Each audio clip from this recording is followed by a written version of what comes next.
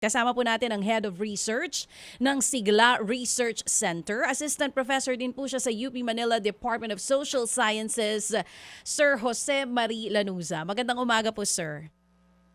Magandang umaga po, DJ Chacha, Sir Ted. Magandang umaga po sa Good lahat. morning. Magandang umaga, sir. Thank you for being on the show. Diretso tayo agad dito sa usapan natin about nga the Mm. third-party moderators nitong Meta na inalis na nga po or aalisin na. Siguro mas magandang maipaliwanag muna natin sa mga listener at viewer po natin kung ano po yung pangunahing dahilan ng Meta, ng CEO nila, kung bakit nagdesisyon Mm. sila na itigil na po itong global fact-checking program na meron sila. Ito po ba politically based na desisyon? Opo, no, masasabi natin na bahagi ito ng pag-pivot o pagkabig ng mga platform sa US para makuha ang pabor ng bagong presidente si Donald Trump.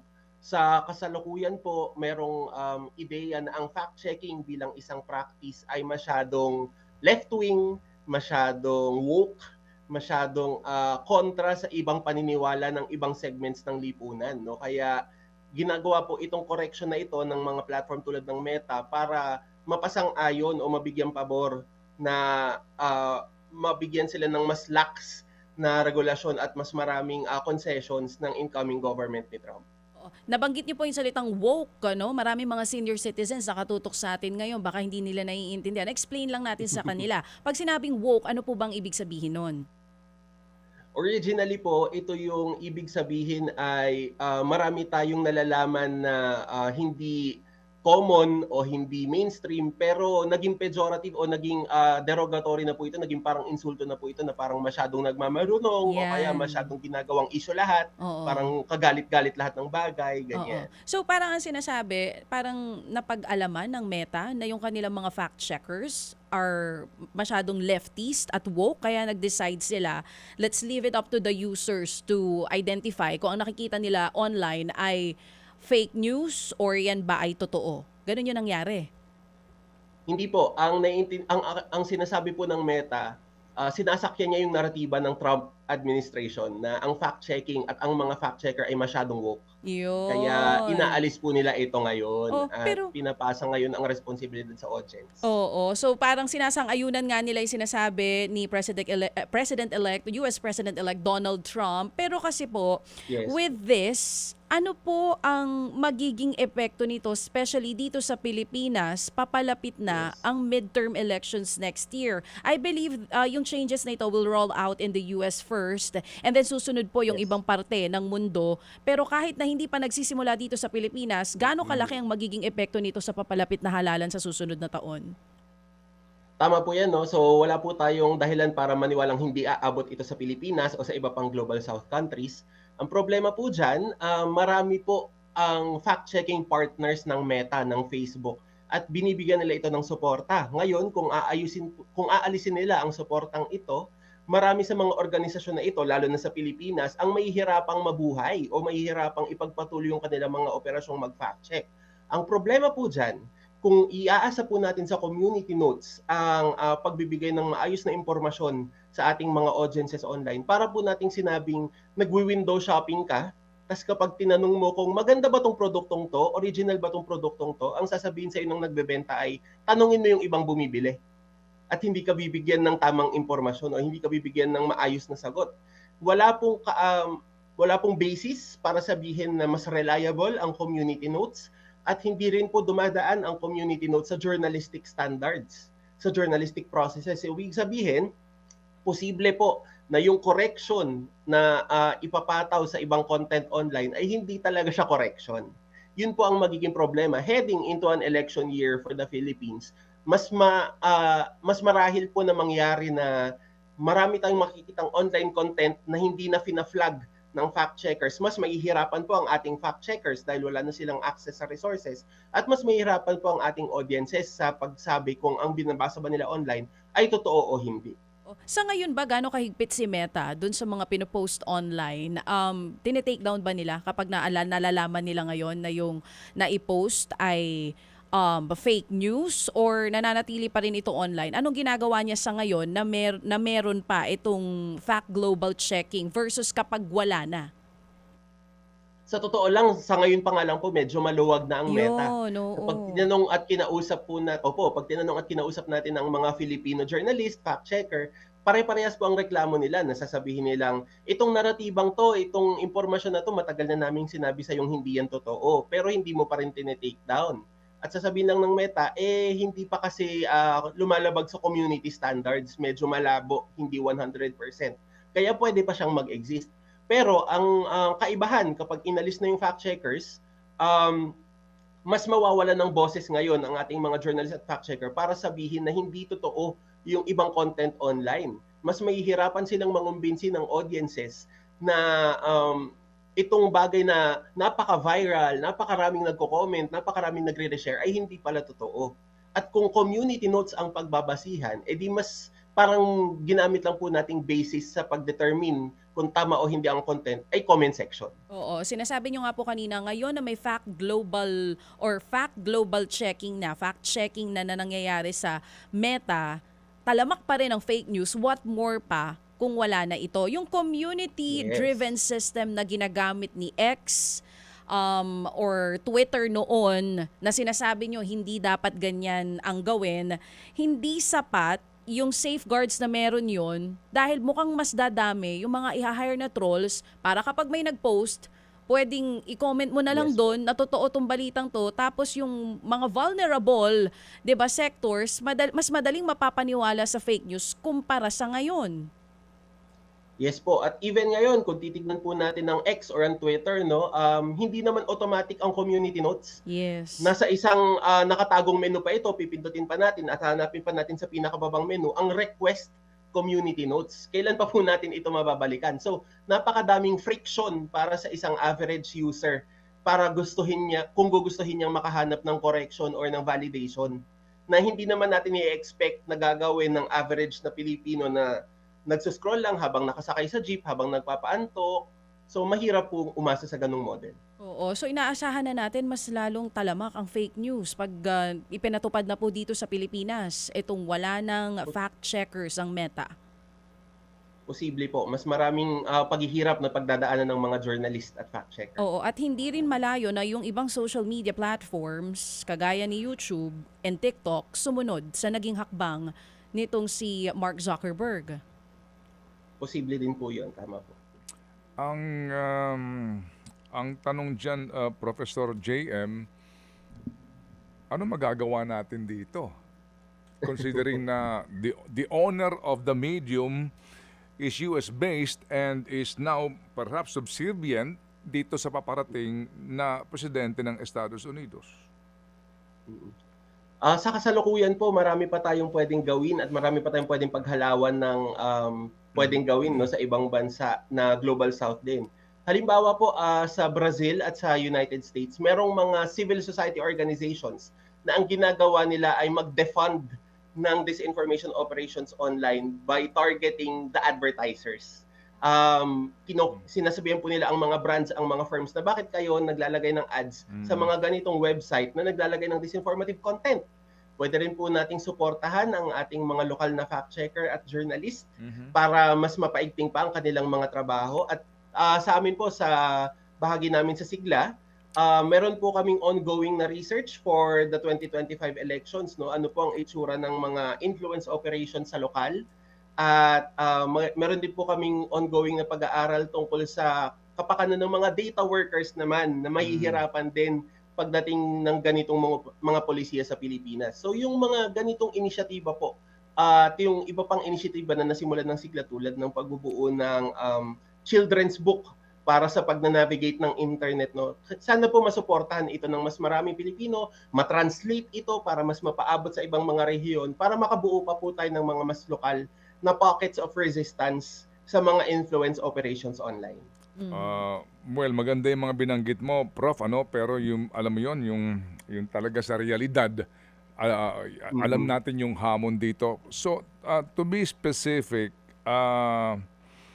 dito hindi pa pwedeng mangialam ang Philippine government sa inyong palagay sa usapin ng ito ay contentious issue, yung regulation kung sakasakali. Paano kaya ito? Kasi hindi nga ako maalam dito sa gantong uri Yes ng po. usapin, itong mga Facebook na yan. Kasi ako nga mismo ay wala niyan. Pati yung Twitter na iyan. Ako'y umiiwas dyan Yes po. kasi nga din sa masakit sa ulo. Lalo na kapag ang dami mong Facebook account, din naman pala sa'yo. Yes po. Sa totoo lang may karanasan na internationally no na hinaharang ng gobyerno ang mga platform kapag meron Mm. itong mga pulisiya na hindi maganda para sa kanilang bansa tulad ng India at Meta or ng Twitter at ng Brazil. Ang problema po, kung sa Pilipinas natin yan titignan, parang walang incentive ang gobyerno natin na makialam dito dahil ang mga pinakamakikinabang po sa influence operations online ay ang mga politiko din mismo. So doon po tayo mahihirapan at doon po natin kailangan mas palakasin yung civil society organizations natin para maging counterbalance dito.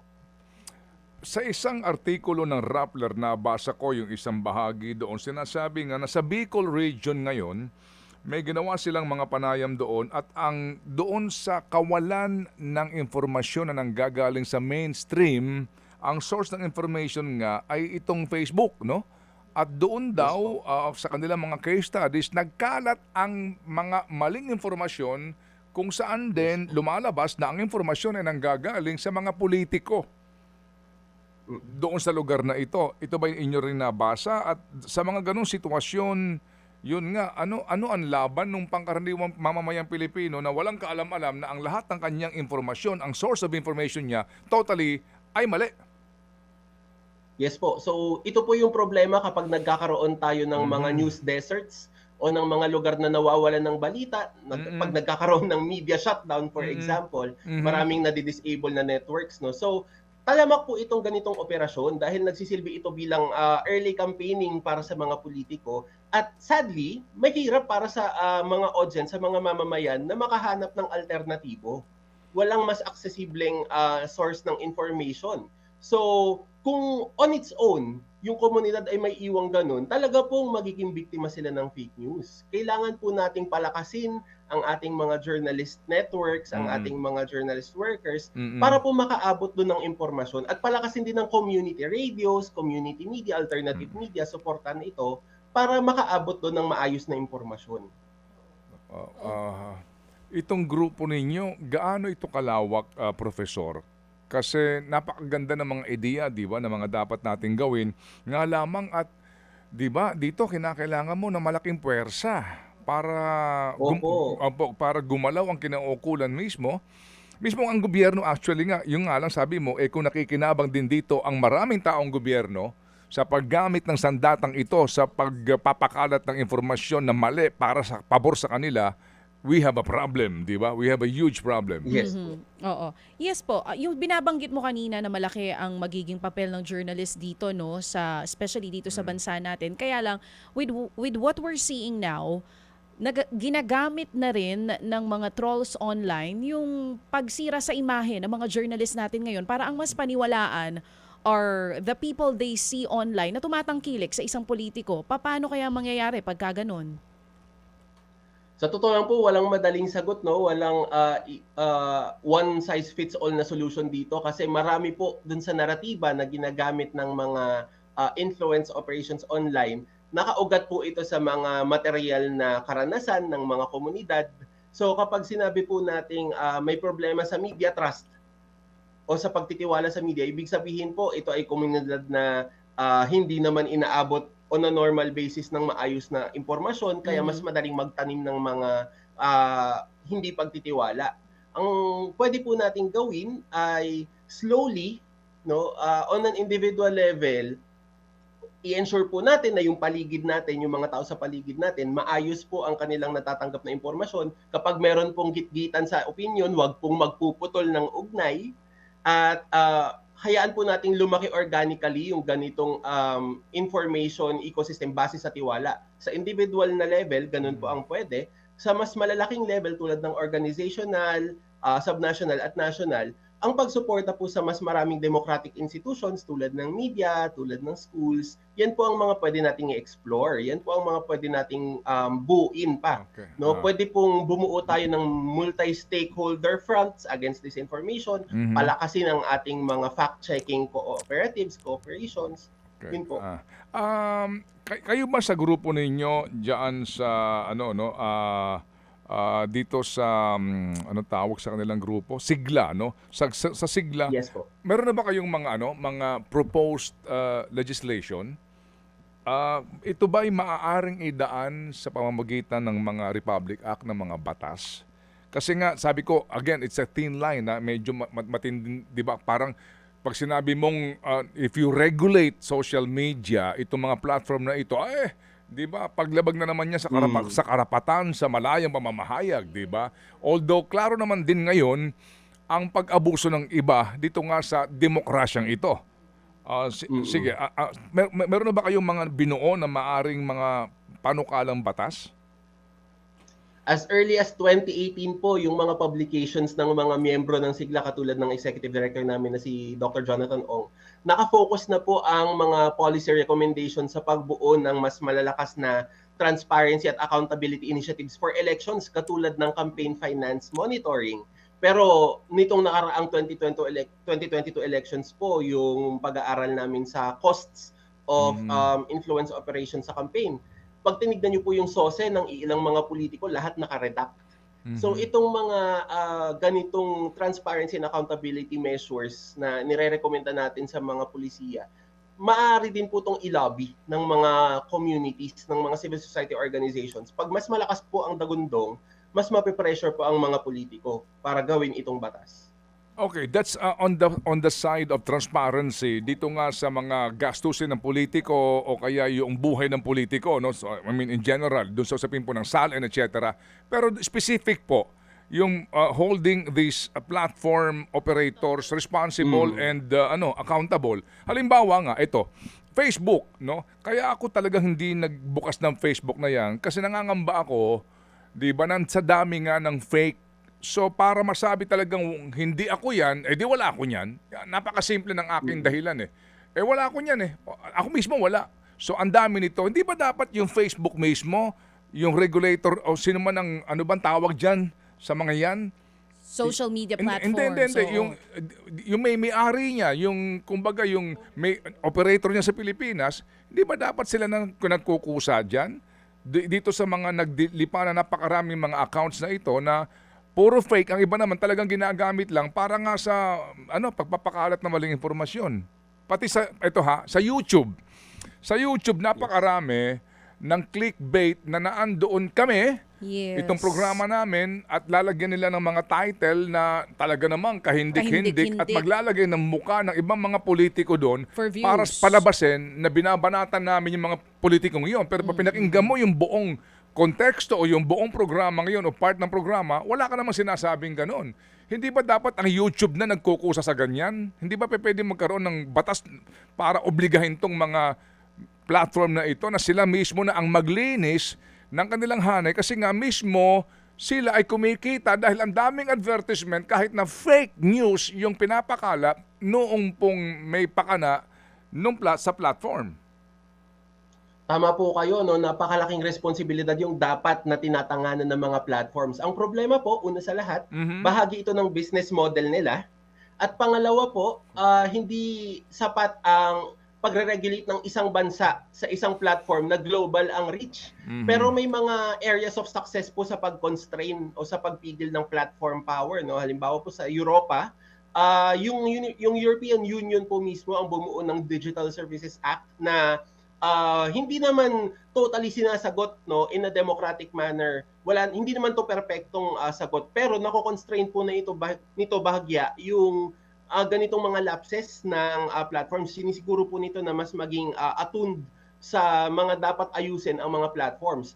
Kung sa mga bansa po tulad ng Pilipinas, may hirapan po tayong kalabanin ang platform mismo tulad ng Meta, lalo pat kung mas mayaman ang Meta sa kabuuan ng Pilipinas, no? Ang mga pwede po nating i-explore ay ang mga multilateral agreements katulad ng pagharap sa Meta bilang ASEAN.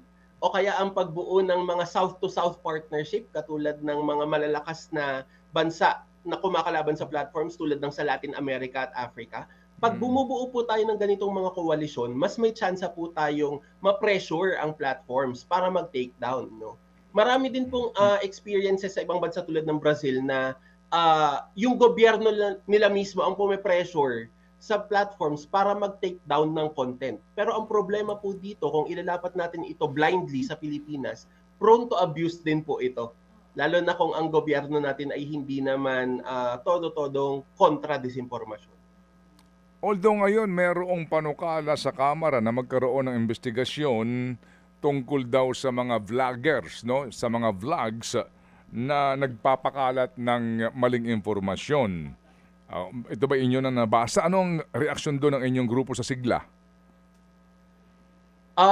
We welcome these kinds of initiatives, no? Pero ang problema po kasi sa Pilipinas, meron po tayong historical record na ginagamit ang issue ng disinformasyon para mas mapronta pa ang mga politiko na nangunguna sa influence operations at gawin nilang biktima yung sarili nila. So ang magiging tanong dito lagi, kung may ganito tayong mga batas, sino ba ang magde-define? Ano ang problematic at hindi? Paano natin i-ensure na tama itong proseso ng pagde-define? Kasi posible pong magamit ito para makasama naman o kumontra sa freedom of speech at freedom of expression ng mga mabubuting individual at even ng media. So imbis na makaganda, mas makakasama pa kung sakali. Posible po itong mangyari. Depende sa kung paano i-enact ang mga batas na ganito. Well, magkaroon hindi, ng may pag-aabuso. panukala nga ng pagdinig tungkol dyan, pero yun nga, no, depende sa pagpapatakbo ng pagdinig at ano ang intensyon. Oo. Well, anyway, ikaw ba may tanong pa? Kasi sa akin na lamang mga panghuling katanungan sa ating panauhin this morning kay Prof. JM. JM, yung mga sinasabi mo, no? Eto dapat grupo na palakasin natin, etc. Pero hindi naman natin mauobliga ang marami, di ba? Lalo na yung mga may pinagkakabalahan. Kasi ngayon, sa totoo lang, may mga nagsasamantala sa kahirapan ng ating mga kababayan. May nagsasamantala sa pagkakawatak-watak ng mga Pilipino sa napakaraming usapin, di ba? Kaya napakahirap maging solid to fight this particular conundrum. You know what I'm saying? Yes, Oo. Yes po. So, paano kaya ito? Kasi nga, sabi mo, pagpasok ng Trump administration, ala na, free for all na halos ito. And then ngayon, may eleksyon pang darating and may paparating na 2028 presidential elections. Di ba? Ano ang kinabukasan ng bayan natin sa pagsasabi ho at pagkakaroon ng totoong impormasyon? JM.